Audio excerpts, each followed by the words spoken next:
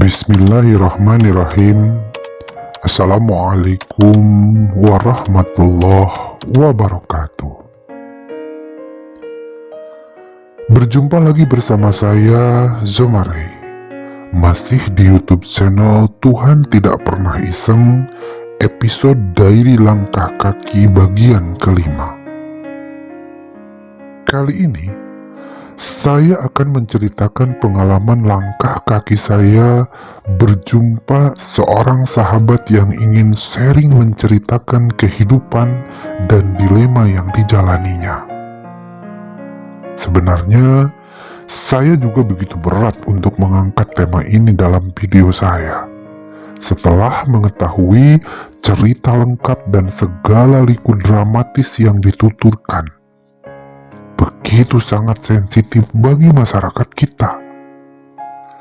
Tetapi, sebagaimana yang saya niatkan sejak awal, ketika saya harus menerima undangan dari siapapun, saya hanya ingin menjadi pendengar yang baik dan ingin menjadi perantara tampungan akan kegundahan hati para sahabat yang memiliki kelainan orientasi. Memang akan sangatlah sulit jika seseorang yang memiliki keganjilan pada dirinya harus terus terang kepada orang lain.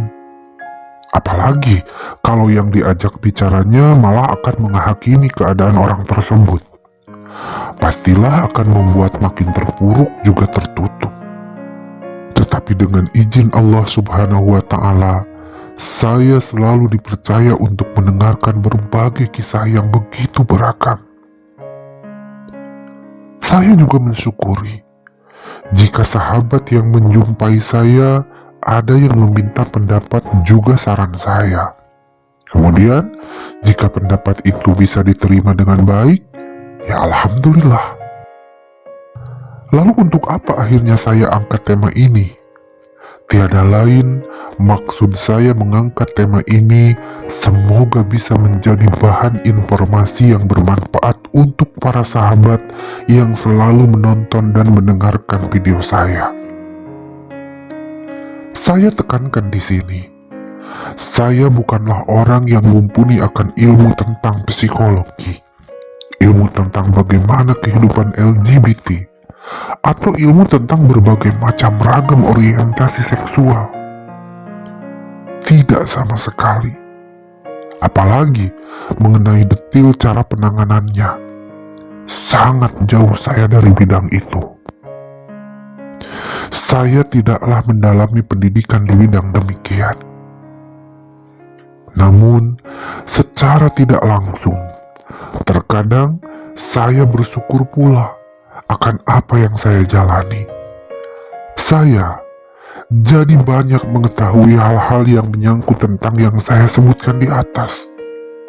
Ya, dari hasil banyaknya pertemuan dengan sahabat-sahabat yang memiliki pengalaman hidup bersangkutan, seperti istilah dalam penyebutan kaum gay, atau transpuan, atau lesbian, dan banyak lagi. Termasuk saya jadi mengetahui begitu banyak sekali beragam cerita yang sebelumnya tidak pernah terlintas dalam benak saya. Nah, kali ini pun saya akhirnya bisa menambah pengetahuan juga pengalaman. Oleh karena sahabat yang saya temui ini ketika menjelaskan dalam pesan Facebook saya, dia mengatakan kalau dia adalah seorang pedofil. Saya jadi tertantang, walaupun sejujurnya saya tidak pernah mengetahui apa itu pedofil. Makanya saat saya diminta menemui sahabat ini, sempat saya bingung apakah saya terima atau tidak. Dan ketika akhirnya saya pun menyetujuinya, saya memiliki alasan, yaitu karena sebelumnya saya mencari tahu apa yang dimaksud dengan pedofil itu. Dulu saya mengakui saya bukanlah orang yang jago dalam teknologi internet, padahal Facebook dan Friendster sudah ada saat itu. Internet juga sudah bisa digunakan mencari tahu apa itu pedofil dan berbagai macam istilah. Tetapi, oleh karena saya gaptek, jadinya saya menggunakan Facebook hanya sebagai alat komunikasi saja. Dan untuk mengetahui tentang kata pedofil tadi, saya malah lebih memilih pergi ke perpustakaan untuk mencari tahu. Perpustakaan besar di Bandung masih ada kala itu.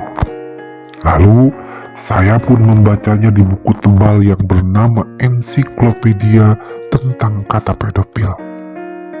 Barulah saya tahu bahwa ternyata pedofil itu berasal dari kata pedofilia.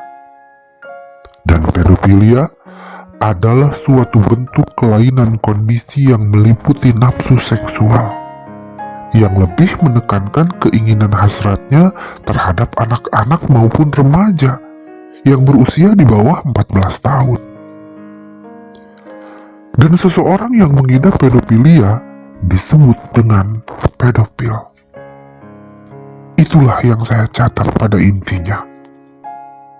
Dan setelah saya mengetahui hal itu, jadi semakin hadir kepenasaran diri tentang semua apa yang akan saya dengar nanti. Makanya, saya yakin ini akan menambah pengetahuan saya. Jadi apa salahnya saya menerima undangan dia? Pikir saya saat itu.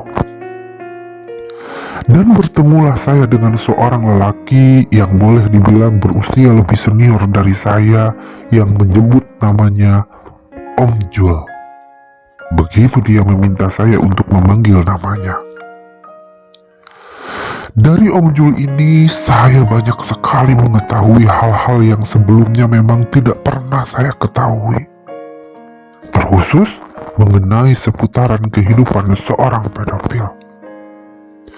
Cukup agak membuat saya terpaku memang mengetahui segala cerita dari Om Jul ini, yang mana dari setiap penuturannya hadir dalam diri saya sedikit rasa risih, merinding, dan getir akan liku-liku kehidupan seorang pedofil.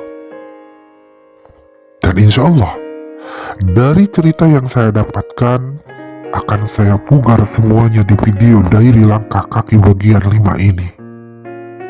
Dari mulai cerita kisah hidup pahit Om Jul semenjak kecil, lalu bagaimana dia akhirnya menjadi seorang pedofil, dan bagaimana dia memburu anak-anak kecil juga remaja dengan tanpa merasa bersalah, sampai semua sepak terjang pedofil yang ada di sekitar kita, insya Allah akan diulas oleh saya.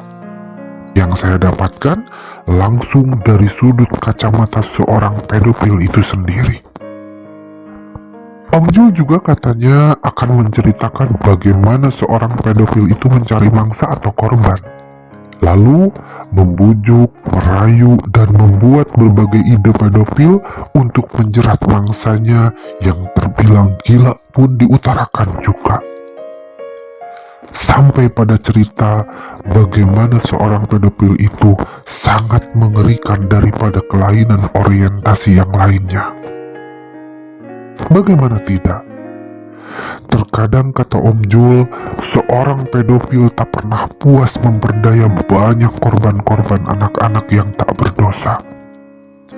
Bagaimana juga seorang pedofil kadangkala mampu menculik anak orang dan menjadikan budak nafsunya. Setelah puas, dilepaskan seenak hatinya. A'udzubillahi min dzalik. Semoga cerita ini jadi informasi yang bermanfaat untuk masyarakat agar selalu waspada. Bahwa di balik banyaknya kejahatan atau kriminalitas yang bisa kita temui seperti pencurian harta benda, korupsi, atau curanmor, ternyata ada juga kriminal seksualitas yang merusak anak-anak bangsa dengan membuat traumatis tersendiri, sehingga memuramkan masa depan anak-anak kita. Dan ini banyak sekali dilakukan oleh seorang yang memiliki kecenderungan seks sebagai pedofil. Tetapi, Om Jul mengatakan yang mungkin saja ini bisa jadi catatan untuk kita, Tidak semuanya orang yang memiliki kecenderungan pedofil itu demikian. Wallahu a'lam bishawab. Dan dari segala macam yang dijelaskan Om Jul, saya jadi semakin yakin kalau pedofil ini sangat sulit terdeteksi, sangat sulit dikenali, juga begitu sukar dibedakan dengan laki-laki pada umumnya. Karena, kata Om Jul, seorang pedofil pintar sekali berkamuflase di lingkungan masyarakat, sehingga terkadang jarang ketahuan. Sampai pada titik jika akhirnya terbuka kejahatan seorang pedofil, tahu-tahu korbannya bukan cuma 1 atau 2 anak, tapi berpuluh-puluh korban. Inilah hal yang mengerikan yang membuat saya cukup kaget. Dan ini memang kenyataan yang sudah begitu banyak terkuak di sekitar kita. Bukankah begitu? Baiklah sahabat semua, kita kembali ke Om Jul, di mana Om Jul akhirnya memberi isyarat kepada saya kalau dia ingin memulai ceritanya dengan yang paling awal, yaitu mengalurkan kisah hidup yang dialami semenjak kecil sampai sekarang saat berhadapan dengan saya. Tetapi sabar ya, sebelum kita memulai dari cerita kisah hidup Om Jul yang sungguh berliku dan penuh drama kesedihan juga keperihan, sehingga menjadikan dirinya menjadi seorang pedofil yang bejat katanya, ceritanya akan disimpan di video berikutnya. Bagaimana cerita lengkapnya? Tunggu saja. Terima kasih.